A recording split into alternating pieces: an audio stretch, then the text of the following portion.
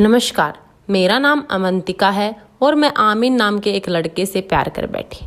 हम दोनों दिल्ली के एक कोचिंग सेंटर में साथ पढ़ते थे, जिसके कारण हम दोनों में मेल मिलाप शुरू हो गया और यह मेल मिलाप इतना बढ़ गया कि हम दोनों एक दूसरे से प्यार कर बैठे।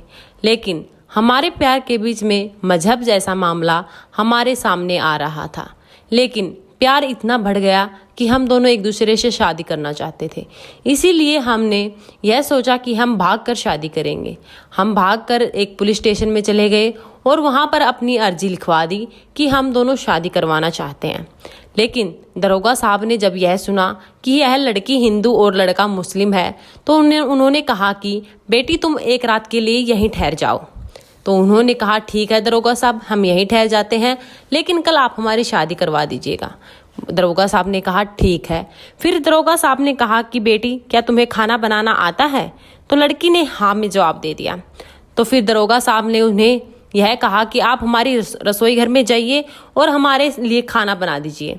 लड़की रसोई घर में जाती है, लेकिन वहाँ सब का मंजर देखकर उसके होश उड़ जाते हैं।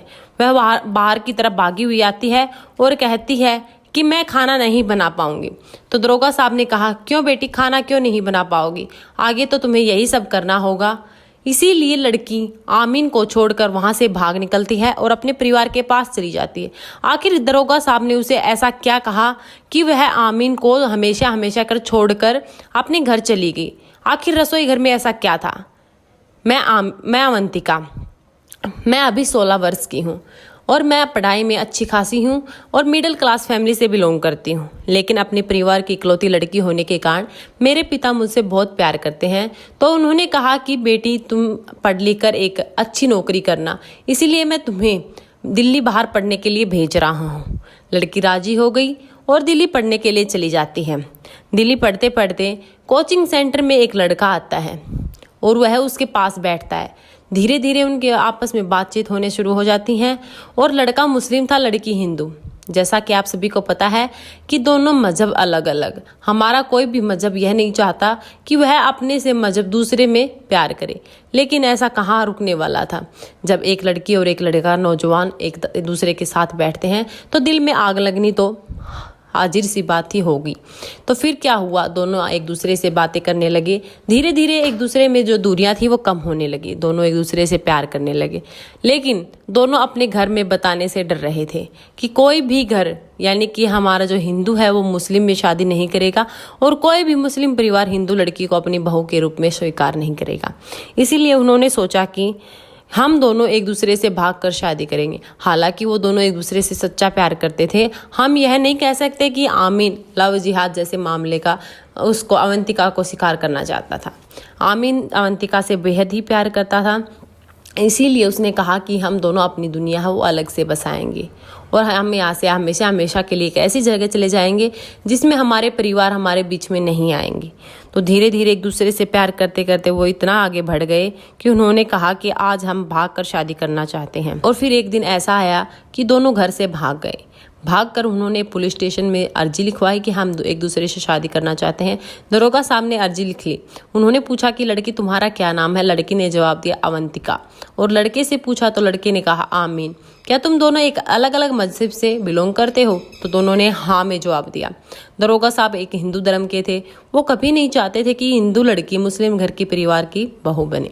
तो दरोगा साहब ने कहा कि बेटी तुम एक रात के लिए यहीं ठहर जाओ, कल सुबह मैं तुम्हारी शादी करवा दूंगा। तो लड़की ने जवाब दिया ठीक है दरोगा साहब, हम यहीं रुक जाते हैं। तो दरोगा साहब ने कहा बेटी तुम्हें खाना बनाना आता है तो हमारे लिए खाना बना दे, आज हमारा रसोइया नहीं आया। तो लड़की ने हाँ में जवाब देते हुए कहा कि मैं खाना बना दूंगी, आप हमारी जो आपकी रसोई है उसकी तरफ मुझे भेज दीजिए, मैं खाना बनाकर आपके लिए तैयार कर दूंगी। तो लड़की जब रसोई घर में जाती है तो आगे खून से लथपथ रसोई को देखकर उसकी मुंह से उल्टियां होनी शुरू हो जाती हैं। तो दरोगा साहब कहते हैं क्या हुआ बेटी, खून देखकर उल्टियां क्यों कर रही है? तो लड़की ने कहा मैं यह सब खाना नहीं बना सकती, दरोगा साहब ने कहा, क्यों बेटा, तुम ये खाना क्यों नहीं बना सकती? अभी तो तुम्हें सिर्फ बनाने के लिए कहा जा रहा है। जब तुम एक मुस्लिम परिवार की बहू बनोगी, तुम्हें यह खाना बनाना भी होगा और खाना भी होगा। तुम जैसा कि जानती हो कि मुस्लिम परिवार में सिर्फ मांस खाया जाता है।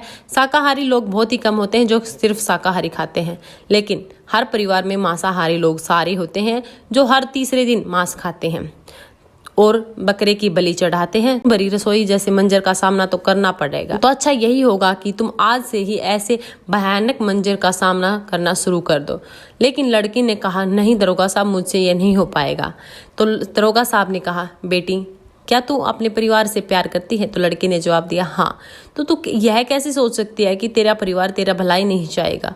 तू इस कल के आए लड़के के लिए अपने परिवार को छोड़कर वहां से निकल गई, और तुझे जब कल यह खाना बनाना होगा तो तू नहीं बनाएगी, तो कैसे काम चलेगा?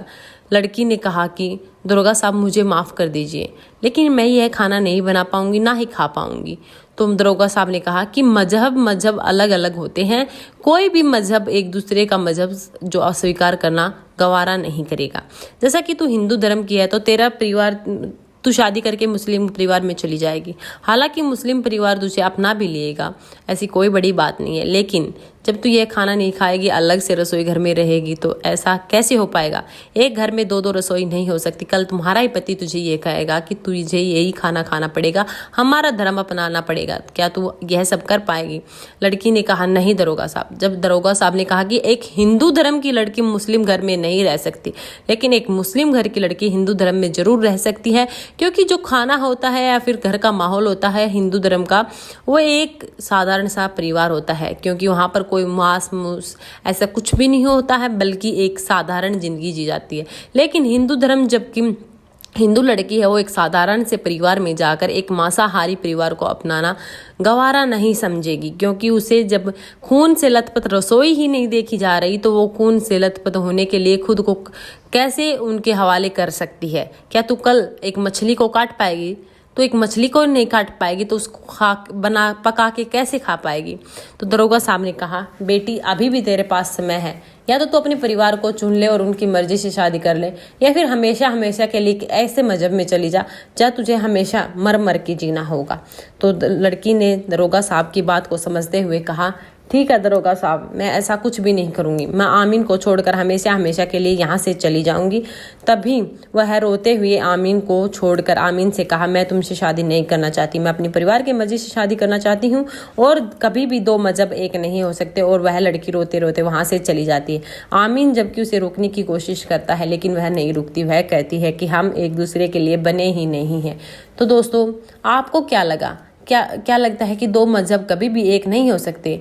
आपसे रिक्वेस्ट है कि यह कहानी हर एक हिंदू धर्म की लड़की तक पहुंच जानी चाहिए, ताकि कल वह किसी भी लव जिहाद जैसे मामले का शिकार ना हो और आगे अपने परिवार की इज्जत के खिलाफ न हो। दोस्तों, आपको यह कहानी कैसी लगी? अपनी राय कमेंट बॉक्स में जरूर दीजिए, और ऐसी ताज़ा खबरों से जुड़े रहने के लिए आपसे रिक्वेस्ट है कि आप हमारे चैनल को शेयर एंड सब्सक्राइब कर दीजिए। फिर मिलते हैं एक और ऐसी वीडियो के साथ, तब तक के लिए धन्यवाद। जय हिंद, जय भारत।